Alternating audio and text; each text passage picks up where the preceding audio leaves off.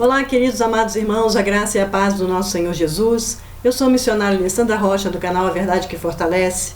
Este canal que foi criado para estudarmos a Bíblia Sagrada, verso a verso, o texto em seu contexto, com a finalidade de alcançarmos o maior entendimento da vontade de Deus para as nossas vidas e para que possamos edificar e fortalecer a nossa fé. Estamos na nossa 45ª aula da Epístola aos Hebreus, que nós a intitulamos de A Glória da Nova Aliança em Cristo, Fé, Perseverança e Santidade da Igreja. Estamos na última unidade de estudo, a unidade 8, Admoestações e Exortações Finais.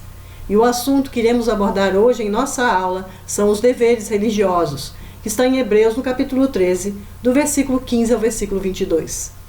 O autor da epístola, tendo apresentado certas normas gerais como a ética fundamental da vida cristã e tendo feito a apresentação final da obra suprema de Cristo, a de santificar o seu povo com o seu próprio sangue, lança a superioridade de certas obrigações religiosas específicas e pertinentes a este sacrifício supremo e procedente dele. Tais obrigações o autor classifica igualmente como sacrifícios: sacrifício de louvor, sacrifício de auxílio ou ajuda, sacrifício de obediência e o sacrifício da oração. Tendo pedido uma bênção majestosa em que resume toda a epístola em uma só sentença, um desejo e uma oração dirigidos aos cristãos, mas na realidade um fervoroso apelo a Deus para que possamos atingir a máxima eficácia.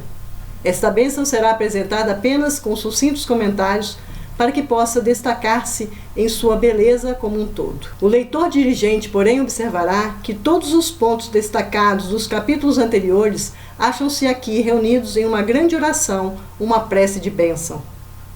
Ora ao Deus da paz, o grande pastor das ovelhas, pelo sangue da eterna aliança, que nos aperfeiçoa em todo o bem, para cumprir a vontade de Deus, por Jesus Cristo, a quem seja toda a glória. Assim, a nossa aula de hoje, nós vamos tratar de uma vida transformada que oferece sacrifícios agradáveis a Deus e uma vida transformada que demonstra uma obediência agradável a Deus. Mas antes de começarmos a nossa aula, não posso deixar de lembrar os irmãos que na descrição desse vídeo vocês encontram a bibliografia, que é a lista dos autores e teólogos que nós consultamos para realizar as nossas aulas. E também informar a todos que vocês podem encontrar de forma rápida todas as nossas aulas no YouTube. Vocês entrem no YouTube e digitem #AVF Alessandra Rocha, tudo junto, entre aspas e em letras minúsculas. E vocês encontrarão a lista de todas as aulas disponíveis do canal. E ainda quero pedir aos irmãos que orem por esta obra, participem das nossas aulas, deixando seus comentários, dúvidas e sugestões e divulguem também o nosso canal, para que juntos nós possamos evangelizar, transformar e fortalecer vidas com o estudo da Palavra de Deus. Vamos orar antes de iniciarmos a nossa aula? Senhor Deus, maravilhoso e gracioso Pai, louvamos e bendizemos Teu santo nome. Estamos diante das Tuas faces e diante de mais um estudo proposto e pedimos que ilumine o nosso entendimento para que possamos aprender a Tua Palavra, que liberta e que transforma. Nós te pedimos, nós te agradecemos, nós te bendizemos, em nome do Senhor Jesus Cristo. Amém. Deveres religiosos. Vamos ler Hebreus, capítulo 13, do versículo 15 ao versículo 22. Por meio de Jesus, pois, ofereçamos a Deus sempre sacrifício de louvor, que é fruto de lábios que confessam o seu nome.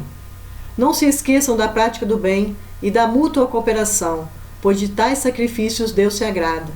Obedeçam aos seus líderes e sejam submissos a eles, pois zelam pela alma de vocês, com quem deve prestar contas. Que eles possam fazer isso com alegria e não gemendo.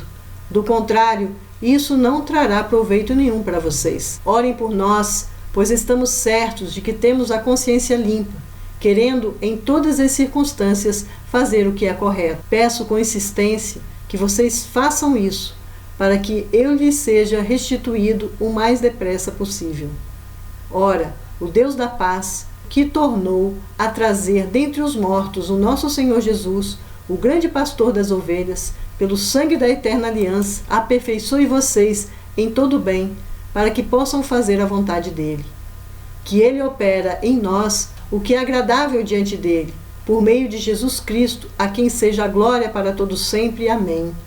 Irmãos, peço que escutem com paciência essas palavras de exortação, porque, na verdade, escrevi de forma bem resumida. Vimos no versículo 15 a 22 do capítulo 3 de Hebreus, novo altar do cristão. Uma vida transformada oferece sacrifícios agradáveis a Deus, sacrifício de louvor, sacrifício de generosidade. Uma vida transformada demonstra uma obediência agradável a Deus. Crentes fiéis obedecem à sua liderança espiritual. Líderes fiéis reconhecem a necessidade de oração e a obediência a Deus e à palavra. Vamos agora comentar os destaques que fizemos da leitura de hoje. A obra sacrificial de Cristo colocou o cristão em uma nova posição privilegiada. Ele se livrou da lei de Moisés e de todas as regras dietéticas, ou seja, regras que aparentemente traziam benefícios. Agora o cristão depende apenas da graça. Este sacrifício definitivo deve produzir uma reação apropriada. No primeiro caso, prontidão para sofrer abusos da mesma forma que Cristo sofreu. No segundo plano, no qual estamos falando agora, a prontidão para servir os outros. Nesta notabilíssima passagem, o autor mostra que há certas formas de sacrifício, os de ordem espiritual, que ainda agradam a Deus. Com seu sacrifício, Jesus Cristo suspendeu toda a ordem sacrificial do Antigo Testamento. Através dele, passa a vigorar um novo serviço de sacrifícios. Em outras palavras, depois de mostrar a ineficácia dos sacrifícios do serviço levítico, o autor passa a falar sobre os sacrifícios espirituais que agradam a Deus. O primeiro deles é o sacrifício de louvor a Deus, que é o fruto de lábios que confessam o seu nome. Tal sacrifício já não é mais administrado pelos sacerdotes levitas em época estabelecida, mas continuamente por intermédio de Cristo, visto que somente Ele, mediante o Espírito, pode tornar o nosso culto e serviço aceitável no altar de Deus. Tendo considerado Cristo como oferta pelo pecado, o autor volta a atenção para as ofertas de manjares ou cheiro suave e de louvor. Vejam bem, o primeiro sacrifício no Antigo Testamento era conhecido como oferta de paz, ao qual, depois que o sangue era aspergido sobre o altar, devia ser consumida, em conjunto, pelo sacerdote e os que estavam na congregação. Tornava-se assim um símbolo da vida e da comunhão com Deus restaurados. O segundo era a oferta de manjares, compostas de farinhas finas e outros ingredientes, sendo símbolo do sustento e do crescimento da nova vida espiritual. A oferta mais elevada, porém, dessas todas as ofertas, era aquela queimada, por completo, que se consumia inteiramente sobre o altar.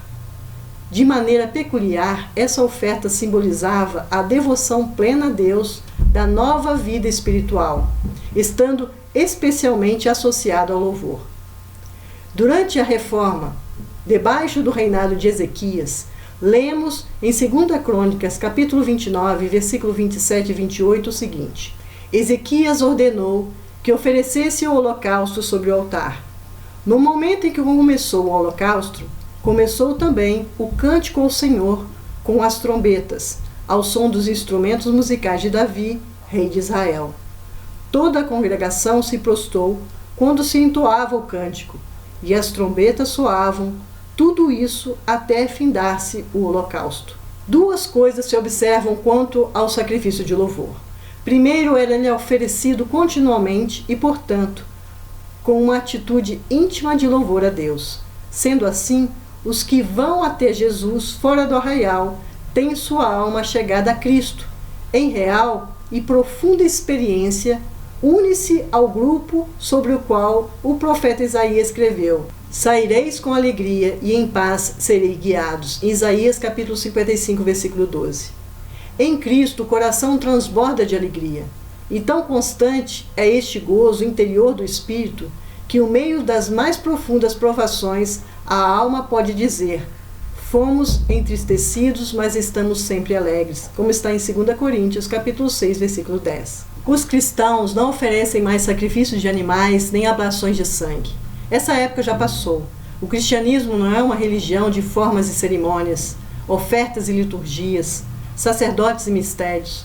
ordens de faça isso e não faça aquilo, altares e velas, paramentos e placas, incensos e crucifixos, de santos, ícones, sinos, sacrifícios ou qualquer outra coisa semelhante. Uma religião que dê atenção a essas coisas não é cristianismo, pois o cristianismo consiste no dom da graça de Deus no coração. Nossos sacrifícios agora são espirituais. Nós os oferecemos sempre a Deus por intermédio de Cristo. O segundo ponto que devemos observar é que esse sacrifício é fruto de lábios que confessam o seu nome. A alegria do coração precisa de expressão exterior antes de completar-se o sacrifício de louvor. Deus deu aos homens o poder da palavra, e os lábios a Cristo consagrados devem alegremente expressar louvores a Ele. A função máxima do louvor é a exaltação do nome de Deus, porque é um ato de fé. Dar alegre testemunho do que Cristo fez por nós, mediante a fé singela, é mais eficaz para a salvação de almas do que o que podemos fazer por Ele. Portanto, como o sumo sacerdote queimava incenso além do véu, no Santo dos Santos, no dia da expiação, entremos no Santíssimo mediante o sangue de Cristo e prestemos continuamente o mesmo sacrifício de louvor a Deus, tendo o coração inflamado pelo amor a Ele e os lábios preparados para prestar-lhes ação de graças. Vejam bem, Paulo exorta que devemos nos alegrar sempre no Senhor. Está lá em Filipenses capítulo 4, versículo 4. Esses sacrifícios de louvor são endereçados a Deus e não aos homens. São sacrifícios, acima de tudo, do testemunho ousado, mesmo em face do perigo, confessando o nome de Cristo. Quero chamar a atenção por uma coisa. Temos louvado a Deus pela realidade do amor fraternal demonstrado a nós e através de nós, pela generosidade, hospitalidade que temos recebido e que temos demonstrado. Temos louvado a Deus pelo cuidado compassivo de irmãos que nos assistiram nas nossas dificuldades e aflições, tal qual também temos assistido e exercido este cuidado. Temos dado graças a Deus pela bênção de um casamento regado de amor e cuidado. Temos dado graças a Deus pela bondosa provisão divina, suprindo nossas necessidades materiais. Temos rendido louvores a Deus pelos nossos líderes espirituais, pelos pastores, presbíteros, diáconos, professores da escola bíblica dominical que nos ensina fielmente as Escrituras. Temos oferecido a Deus sacrifício de louvor por Jesus Cristo, ser imutável Filho, por sua morte salvífica, seu presente cuidado e seu futuro pleno. Temos rendido louvores a Deus pela bênção da sã doutrina compartilhada conosco por nossos guias passados e disponíveis para nós hoje nas Escrituras Sagradas. Temos rendido louvores a Deus pela liberdade de estudarmos as Escrituras e podermos divulgá-las abertamente em nossa nação. Temos dado louvores pelas dificuldades que passamos, como está escrito no Salmo 119, versículo 71. Foi bom que eu tivesse passado pela aflição, para que aprendesse os teus estatutos. Pois através das aflições temos experiências maravilhosas de Deus. Tudo isso e muito mais deveria inspirar a nossa adoração e ações de graças a Deus. Outro ponto que destacamos no texto é o sacrifício de generosidade. O escritor menciona mais 2 sacrifícios espirituais que agradam a Deus: a prática do bem e a mútua cooperação. E essa mútua cooperação quer dizer principalmente comunhão espiritual. Um povo reunido pelos laços da fé e do amor. A palavra grega koinonia. O louvor dos lábios precisa ser confirmado com as mãos generosas. O que fazemos no culto público precisa ser referendado por nossas ações fora dos portões. Precisamos procurar oportunidades para fazer o bem aos outros. Vejamos o mundo com os olhos de Jesus. Sintamos as necessidades das pessoas com o coração de Jesus. E estendamos nossas mãos para socorrer os necessitados em obediência à palavra de Jesus. Esse é o sacrifício agradável a Deus. Vocês sabiam que os pagãos se espantavam com o cuidado que os cristãos do primeiro século tinham pelos pobres? E maravilhavam-se que fossem bondosos até com relação àqueles que os perseguiam? Pois devemos ser assim. Sacrifícios que nos custem um pouco confessar a Cristo. Sacrifício de dar quando a dádiva empobrece o doador. Quão diferente é o espírito dos que vão a Cristo fora das portas do mundo, que os que estão dentro do mundo. Aqueles sofrem as sentenças de Cristo e regozijam-se no amor do Pai, e não temem o Deus do juízo, que é fogo consumidor. Vamos tratar agora da vida transformada, que é demonstrada por uma obediência agradável a Deus. Uma vida transformada é uma vida de obediência. Os crentes fiéis obedecem à sua liderança espiritual. Eu quero chamar a atenção aqui a um grande equilíbrio. O autor está dizendo: saiam do confinamento, mas não se tornem autônomos. Saiam para fora do portão, mas não se esqueçam de escutar seus líderes espirituais. Não fiquem domesticados, mas ouçam os seus líderes espirituais. Venham para fora do portão, mas mantenham o coração e os ouvidos dependentes da palavra de Deus. O texto menciona duas atitudes ao tratarmos nossos guias espirituais. Isto é, atitude de responsável obediência e respeitosa submissão. Obediência aos que ensinam e submissão pela função que ocupam. Assim, o Novo Testamento não encoraja a submissão subserviente. Também não apoia a insubmissão irreverente. A Bíblia reprova a atitude do pastor ditador, como também condena a atitude do crente desobediente aos seus guias espirituais.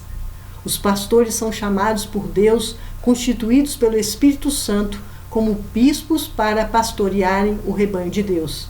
Está lá em Atos capítulo 20, versículo 28. Sede submissos. Parece expressar aquela entrega da própria vontade do julgamento de outrem que reconhece a autoridade constituída, ao mesmo tempo que mantém independência pessoal. Obedecei.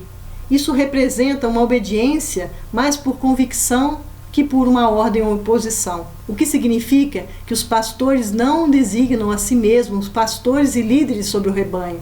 Eles são constituídos como guias do rebanho, submisso ao sumo pastor Jesus. Isso está em 1 Pedro, capítulo 5, do versículo 1 ao versículo 4. Os pastores têm um solene compromisso diante de Deus para velar pela alma de suas ovelhas. São chamados para pastorear as ovelhas e não para explorar, para cuidar delas, não para devorá-las. Deverão prestar contas de cada uma delas diante de Deus. Embora todos devamos cuidar uns dos outros, como está lá no capítulo 3, versículo 13, e no capítulo 10, versículo 25 de Hebreus, Cristo designou os presbíteros e os pastores para serem especialmente responsáveis por este cuidado.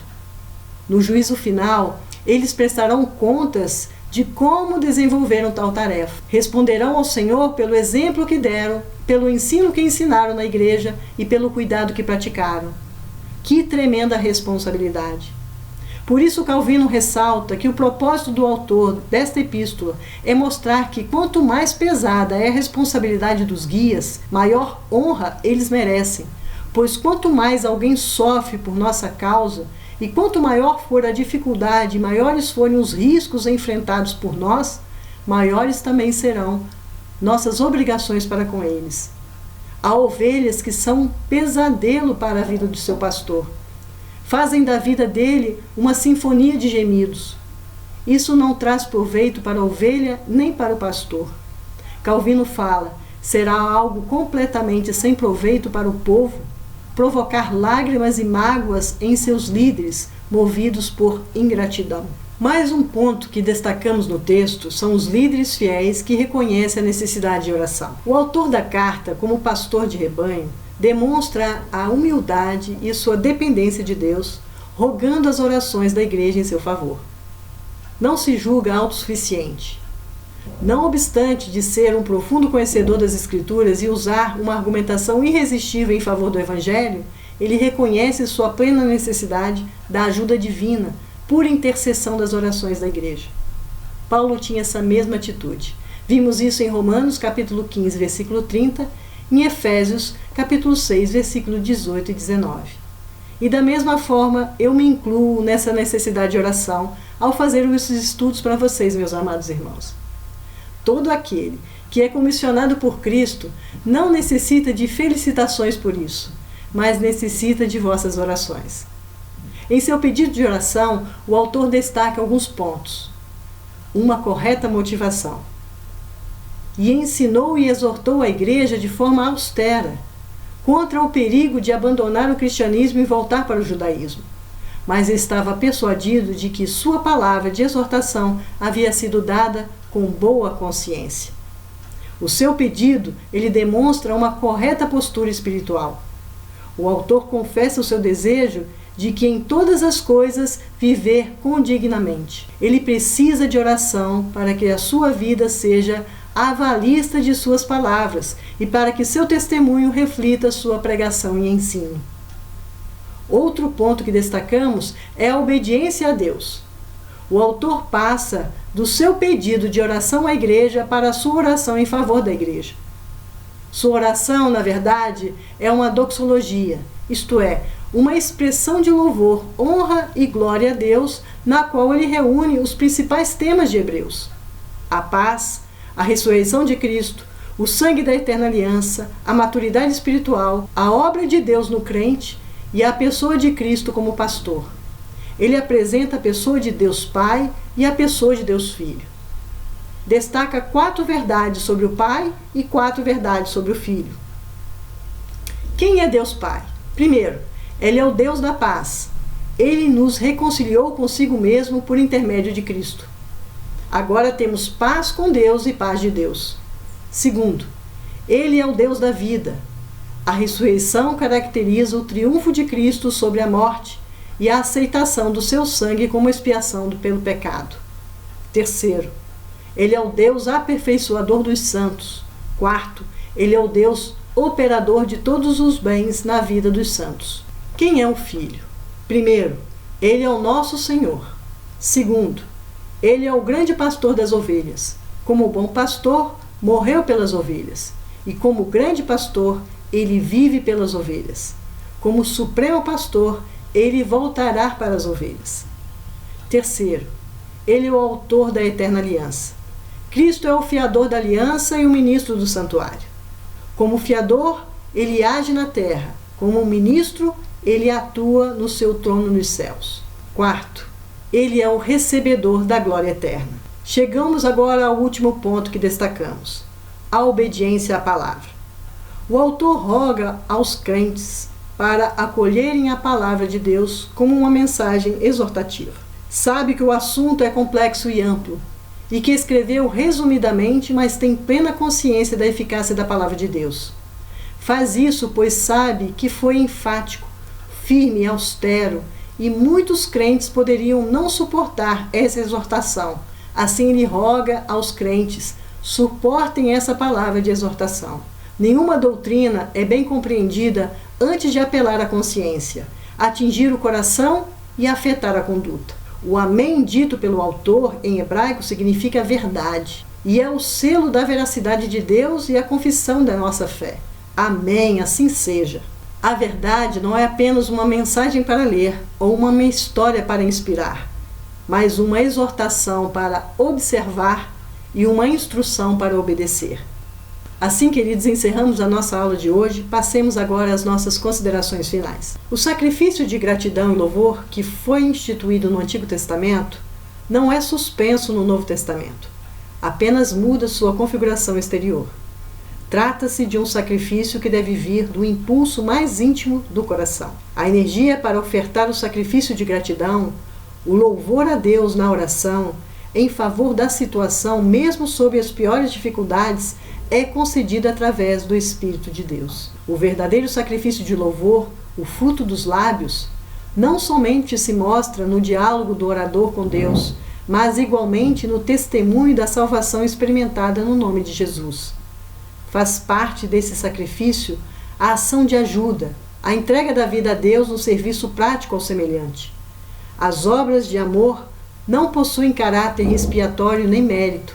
Contudo, diferenciando-se do sacrifício segundo a lei, as obras de misericórdia permanecem sendo sacrifícios corretos, agradáveis a Deus.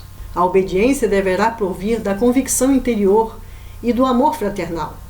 Nessa atitude, os fiéis podem assumir a responsabilidade espiritual de interceder em favor dos guias confirmados por Deus. Podemos ter boa consciência e levar uma vida santificada. Contudo, quanto à esfera pessoal de nossa vida é moldada pela Palavra de Deus e pelo poder do Espírito Santo, encontramos a boa ordem fraterna na vida solidária dos fiéis na igreja, bem como a responsabilidade conjunta perante o Senhor. Assim, queridos, encerramos a nossa aula de hoje. Vamos orar? Pai Celestial, nós te bendizemos por mais essa aula, por abordarmos assuntos tão importantes na nossa vida espiritual. Ajuda-nos a viver essa verdade, a obedecer a sua palavra e a ofertar sacrifícios que te agrade, a obedecer com fidelidade e submissão às autoridades espirituais, bem como firmar a nossa vida sob parâmetros do nosso Senhor Jesus Cristo. Nós te pedimos, nós te agradecemos e te louvamos em nome de Jesus. Amém. Agradecemos a Deus pela liberdade e oportunidade de estudarmos a palavra dele, que é a verdade que nos fortalece. Abraço a todos vocês, até a próxima semana, se assim Deus nos permitir. Até lá.